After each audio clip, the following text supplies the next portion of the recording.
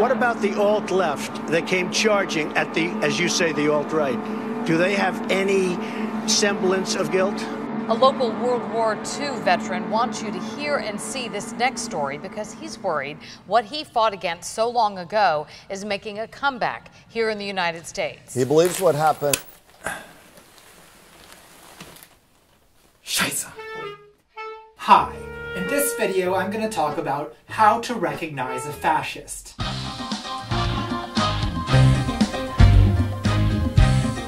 To begin, let's take a look at what fascism is. Contemporary fascists share three core beliefs. 1. People of European heritage are or ought to constitute a biological, cultural, and political unity known as the white race, sometimes dog-whistled as Western culture.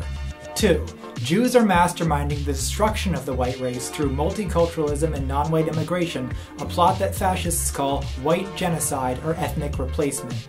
3. The only way to save the white race is to establish a white homeland, or ethno-state, from which non-whites and degenerates must be purged. Now, as I've argued in past videos, all three of these beliefs are false. So what is it that's attracting people to fascism? Well, let's take a look at a contemporary Nazi propaganda video and see if we can figure that out. Who are you? I'm not talking about your name or your occupation. I'm talking about something bigger, something deeper. I'm talking about your connection to a culture, a history, a destiny. Our ancestors had a very strong sense of their identity. They could say, I'm a Roman, I'm a Saxon, I'm a Dane. Good news, boys. You no longer have to be some schlubby fuck riding the escalator at IKEA, thinking about how much you hate your job as a marketing and communications associate, because the sun hath risen on the day wherein you take your father's claymore in hand and defend Voltaire and adorable blonde children against black civil rights. You know, just like the Vikings did. We're often told that being an American, or a Briton or German or any European nationality, is about being dedicated to a collection of abstractions and buzzwords. Democracy, freedom, tolerance, multiculturalism. But a nation based on freedom is just another place to go shopping. So, life is basically sad. And in capitalist society, that sadness is a sense of isolation, an anxiety that there's nothing more to life than acquiring 1990s collector's edition Tampa Bay Buccaneers / Slim Jim beer steins until you die. Fortunately, thanks to fascism, you don't have to. Fascism promises you a part in something greater than yourself, a homeland for your people, a sense of belonging to a tradition that stretches back thousands of years, and as far into the future. Just be sure to be extra proud of the parts of your heritage that involve buying and selling other human beings as property. The most basic way to resist fascism is to recognize its propaganda for what it is. The idea that appreciating European culture is in some way linked to establishing a white ethno-state is just nonsense. Your enjoyment of Beethoven or white babies or whatever it is you get off to is in no way impeded by the proximity of people with different skin colors and traditions. And it certainly does not require nation, culture, and geographic ancestry to all become the same thing. But in order to recognize fascism, you need to do a lot more than reject the most overt propaganda. In the wake of the disastrous alt-right rally in Charlottesville earlier this month, the Nazis have been driven back into the shadows. At least 2 of their major websites were shut down, Confederate monuments were removed all over the country, and several prominent fascists have begun backpedaling. None of this means fascists will go away, it just means they'll have to be more subtle and indirect. Shortly after the Charlottesville rally, a post titled "Fixing the Alt-Right" appeared on Poll, the image board where millennial Nazis talk strategy and trade pictures of Japanese nymphettes. The post outlines some basic fascist strategy. Don't get trapped in an echo chamber where you can no longer relate to normies. Pretending that Charlottesville didn't massively push the average white person away is really stupid. We have a chance to actually make changes now that Trump has shifted the Overton window to the right, but we need to be smart and make the movement appealing to the average white person. And the way to do that is... disavow all Nazi/KKK edgelord LARPers. There is no way to lose public support quicker than going around making Nazi salutes and holding tiki torches while chanting "Jews will not replace us." This instantly makes the average person hate you. Build a populist movement with realistic, incremental, overt goals. Repealing the 1965 Immigration Act and replacing it with something that both limits total immigration and prioritizes white immigration is an actual, tangible political goal. Keep the long-term goals covert and don't ever reveal your power level. Talking openly about a white ethno-state only leads to failure and the average public turning against you.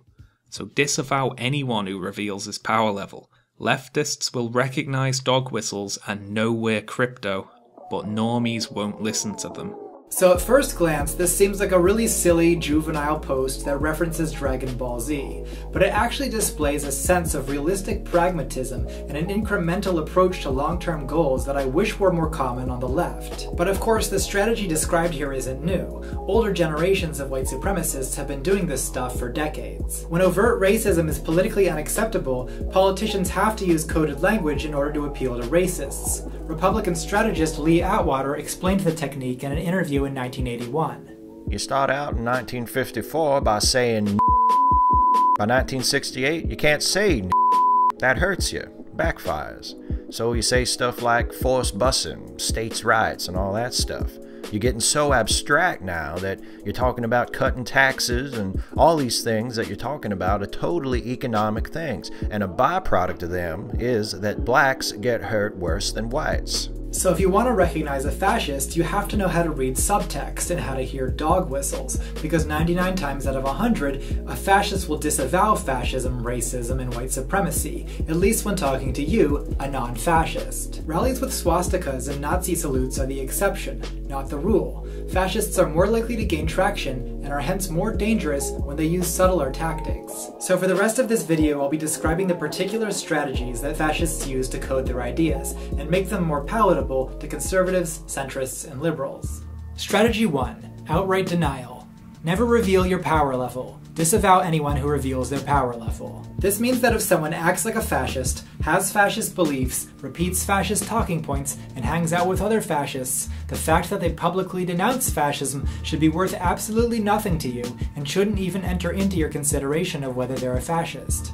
After all, "I'm not a fascist" is exactly what a fascist would say. Strategy 2. Euphemism. Of course I'm not a fascist. I'm an alternative ethno-nationalist simply trying to preserve Western values.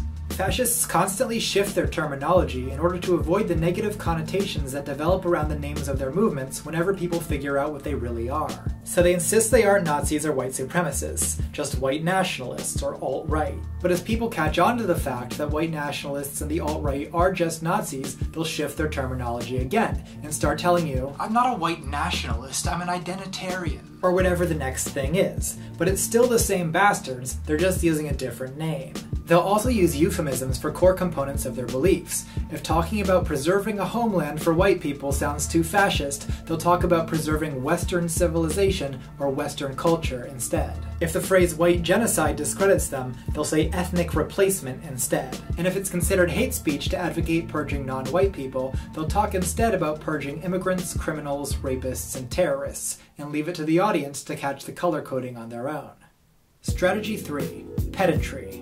It's absurd to call me a Nazi. The German National Socialist Party hasn't existed since 1945. That's right, and I bet he's an isolationist too, not an expansionist like the Nazis. Fascists use this kind of selective pedantry to dodge derogatory labels, and also to bog you down in a petty terminological dispute. This is a good way to waste your time and divert your attention away from whatever led you to call them a Nazi in the first place. I'm not a white supremacist. I don't think that whites are superior to other races. I simply think we deserve a homeland of our own, as do all peoples. There it is again.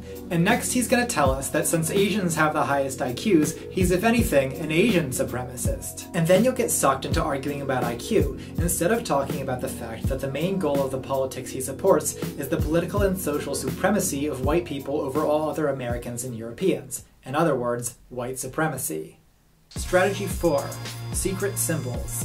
Nazis have always taken an interest in occult symbols, like the black sun on Fritz's ring, or like the swastika itself. But more obscure symbols can be useful as a kind of secret handshake that lets Nazis recognize each other without normies taking notice. The best symbols to use for this purpose are ones that are not primarily associated with fascism, or at least have some other meaning, such as the Athala rune or the Iron Cross. Better still are symbols that, until adoption by fascists, are completely innocuous. Modern fascists have taken to using almost arbitrary emoji as a way to wink and nod at each other, notably the frog, after Pepe, the milk, and the OK sign. So it doesn't matter what the symbols are. In fact, it's important that the symbols constantly change so that normies don't catch on. By the time you watch this video, they probably won't even be using the frog anymore. Maybe it'll be this, or this. The only way to find out is to watch fascists carefully and see what symbols they use to identify themselves. And of course, another advantage of using innocuous symbols is that when leftists try to point those symbols out, the fascists can always say, "These gullible SJWs now think that even the OK sign is racist. Is there anything they don't think is racist?" And the gullible centrists will be taken right in. The poor centrists. They're so afraid that Antifa is going to punch them because of their hair or their emoji. And you know, some leftists are assholes or idiots. So I should say, you should never assume someone is a fascist just because of their hair or because of the emoji they use. These are only little pieces of a larger puzzle. But white centrists also need to understand that the way you feel about Antifa at political rallies, "Oh God, what if they profile me and attack me unfairly?" that's how a lot of black people feel about the police all the time. And the fascists whose free speech you defend so often are trying to drum up exactly the sentiments that make the police dangerous to black people, and that make it dangerous for queer people to be themselves in public. So, I hope that's something you think about. Anyway, it's not that the OK sign is inherently racist or that anyone who uses it is racist, and in fact, it's its very innocuousness that makes it useful as a crypto-fascist wink and nudge. But the misunderstanding about calling these little things racist sets the stage for Strategy 5, Camaraderie of the Accused. The left accuses everyone of racism. They think all white people are Nazis. If it's acceptable to attack and censor me, they'll come for you next. Fascists have very effectively exploited the general hostility towards social justice warriors, especially online. Unfortunately, not all leftists have my connoisseur's eye for detecting fascism, and some of them do throw the label at centrists or liberals. This doesn't cause centrists to become allied with fascists, history shows that happens regardless, but it can accelerate the process, lending some plausibility to the fear that moderate centrists have that anti-fascists will come after them next. It's tactically smart for fascists to make the most of this situation, and use it to pump up sympathy and solidarity from centrists. Strategy 6. Irony, jokes, satire, and memes. Of course I wasn't actually being racist. It was just an edgy meme. Can't anyone take a joke anymore, or will the Antifa fascists violently attack you over humor now, too? Here's a uniquely millennial twist on the racist dog whistle. You shroud your sincere ideas in cartoon characters and memes, and then when called out, you mock your accuser for being a clueless normie who isn't in on the joke. Sometimes irony can be a safe way to explore ideas that you're not quite ready to own yet. Before I realized I was transgender, I used to jump at any opportunity to cross-dress ironically. So when you see people joking about being Nazis, they could just be joking, or they could be using irony to partially conceal the truth. It's difficult to tell the difference, and that's the point. But Kekistan is just a satire of identity politics. Well, it's a hilarious satire of civil rights movements that just happens to use a Nazi battle flag. And while it may have been popularized originally by goddamn centrist YouTubers who are unable or unwilling to see how helpful they're being to fascists, Kekistan became the perfect pseudo-ironic pretext for, identitarians, including the ones who led the rally where an edgy shit poster hilariously memed his car into a crowd of people. No wonder the SPLC now describes it as a hate symbol. Those normie fools. It's just a joke. Strategy 7. Shifting blame.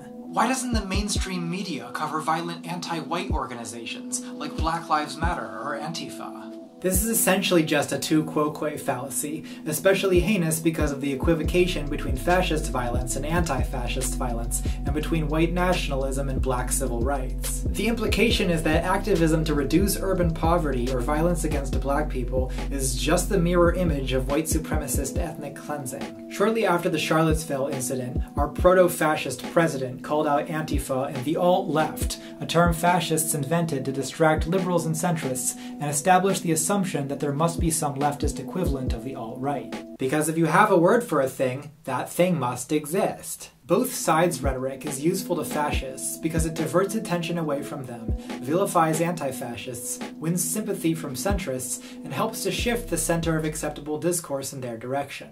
Strategy 8. Incrementalism. You don't have to support a white ethno-state to want common-sense policies about immigration. Of course I don't support violence against the non-white people already here, but we do have a right to preserve our boundaries in our culture, don't we? The common thread in all fascist strategies is deception and manipulation, often aimed at representing what is essentially an attack on non-white people as a defense of white people and white culture. The fascists' long-term goal is a homogeneous ethno-state, which at some point will require massive ethnic cleansing of one kind or another.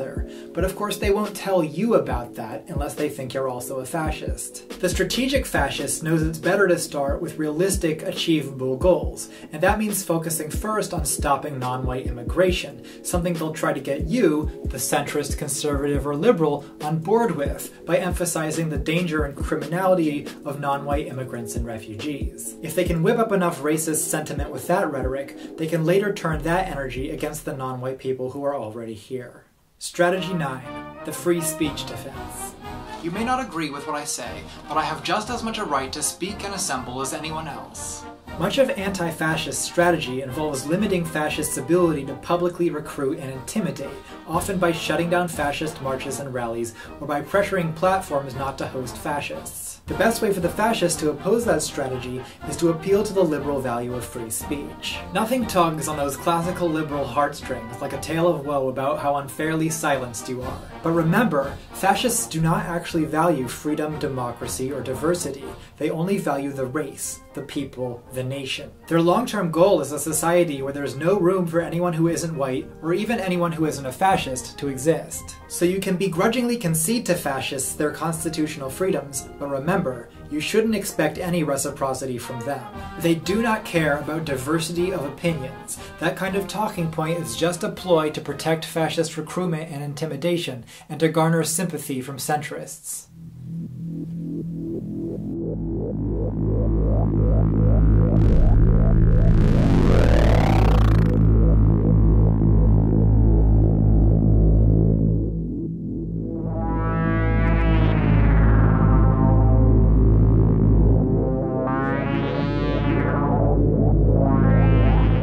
Fascist strategies work because centrists are usually naive about them. They don't notice dog whistles and usually give fascists the benefit of the doubt. Following politics with centrists can be like watching a raunchy comedy movie with children who don't get sexual innuendo. There's a whole hidden layer of meaning that they're not picking up. This makes liberals, centrists, and conservatives who are not savvy to fascist strategy easy to exploit.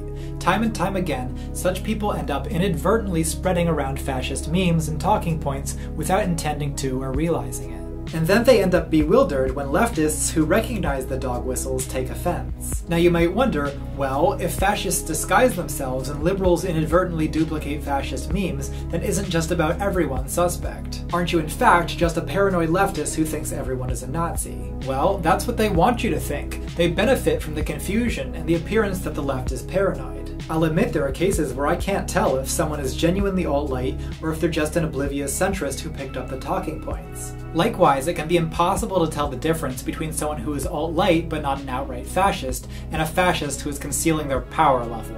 So in a sense, yes, I am a little bit paranoid. The other day, the ACLU tweeted a picture of an adorable blonde child with the caption, "This is the future ACLU members want." And for a second I was like, what the fuck? Because it has a close resemblance to a 14 words meme, but of course it's unintentional, it's the ACLU.